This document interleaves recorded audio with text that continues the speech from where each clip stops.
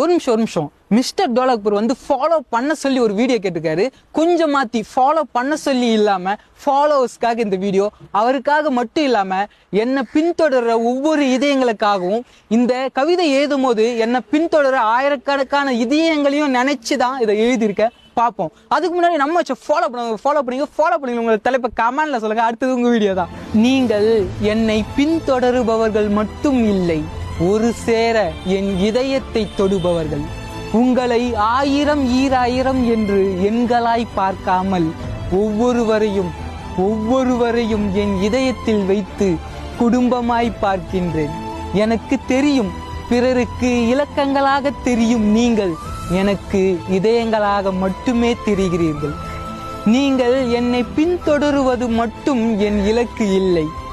இறுதி வரை என் வாழ்க்கையில் ஒரு அங்கமாய் தொடருவதுதான் என் இலக்கு.